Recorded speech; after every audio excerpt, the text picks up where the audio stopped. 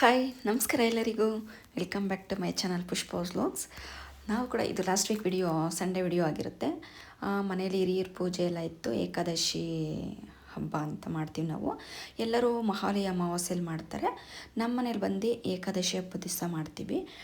ಹೆಡೆ ಎಲ್ಲ ಇಟ್ಟು ದಾಸಪ್ಪನೆಲ್ಲ ಕರೆಸಿ ನಾವು ಕೂಡ ನೋಡಿ ಈ ಸತಿ ಒಂದು ಬೇಗನೆ ಮುಗಿಸ್ಬಿಡೋಣ ಅಂತ ಒಂದು 4 o'clock ಹಂಗೆ ಬೇಗನೆ ಎಲ್ಲ ಮಾಡಿಕೊಂಡು ನಾವು ಕೂಡ ಫೋಟೋಸ್ ಎಲ್ಲ ಇಡ್ತಾಯಿದ್ದೀವಿ. ನನ್ನ ಹಸ್ಬೆಂಡು ಬಂದು ತಾತ ಮತ್ತು ಅಜ್ಜಿಯಂದಿರು ಇಬ್ಬರಾಗಿರ್ತಾರೆ. ಹಾಗೆ ನಾವು ಕೂಡ ಬೇಗನೆ ಎಡೆ ಹಾಕೋಣ, ನನ್ನ ಮಗ ಹಾಸ್ಟೆಲ್ಗೆ ಹೋಗಬೇಕಾಗುತ್ತೆ ಅಂತ ಬೇಗ ಎಲ್ಲ ಮಾಡ್ತಾಯಿದ್ದೋ. ಬಂದು 2 ಕಳಸ ಉಡ್ತೀವಿ. ಅಂದರೆ ತಾತಂಗೆ ಬಂದು ದಪ್ಪದೊಂದು ಬಿನ್ಗೆ ಥರ ಉಡ್ತೀವಿ. ಅದಕ್ಕೆ ನಾವು ಒಂಬಳೆ ಇಟ್ಟು ರಾಗಿ ಇಟ್ಟು ಪೂಜೆ ಮಾಡ್ತೀವಿ. ಇನ್ನು ಬಂದು ಕಳಶ ಅಂದರೆ ಲೇಡೀಸ್ ಅಂದರೆ ಹೆಂಗಸ್ರುಗಳ ಗಜ್ಜಿಗೆ ಅದನ್ನು ಉಡ್ತೀವಿ. ಅದಕ್ಕೆ ಅಕ್ಕಿ ಇಟ್ಬಿಟ್ಟು ಕಳಸದಲ್ಲಿ ಒಂಬಳೆ ಇಟ್ಟು ಹೂವು ಎಲ್ಲ ಇಟ್ಟು ಒಡವೆ ಎಲ್ಲ ಹಾಕ್ಬಿಟ್ಟು ಅದನ್ನೆಲ್ಲ ಇಡ್ತೀವಿ.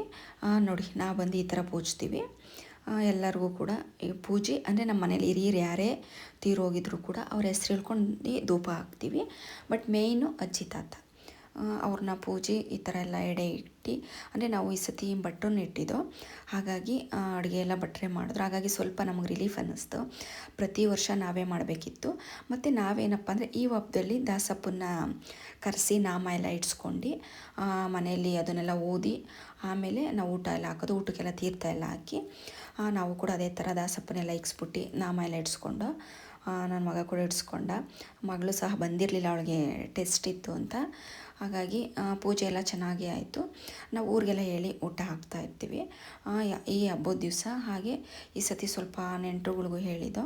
ಹಾಗಾಗಿ ನಾವು ಕೂಡ ಬೇಗನೆ ಪೂಜೆ ಎಲ್ಲ ಮುಗಿಸಿ ಮತ್ತು ದೇವ್ರ ಮನೆ ಪೂಜೆನೂ ಮುಗಿಸಿ ಅವ್ರ ತೀರ್ಥ ಎಲ್ಲ ಹಾಕಿದ್ಮೇಲೆ ದೀಪ ಅಂಟಿಸ್ಬೇಕಾಗುತ್ತೆ.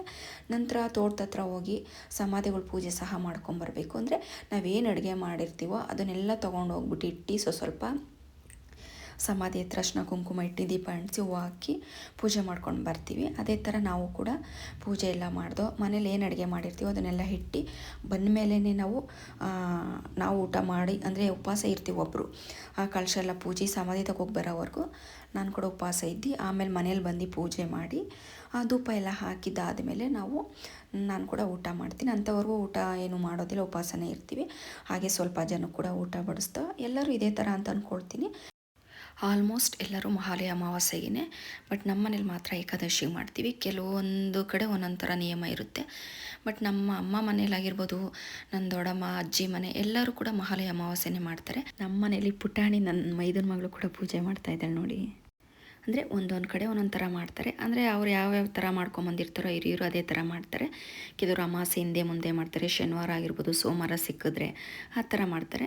ಅವ್ರವ್ರ ಮನೆ ಅಭಿಪ್ರಾಯ ಅದೆಲ್ಲ. Thank you for watching. Baba.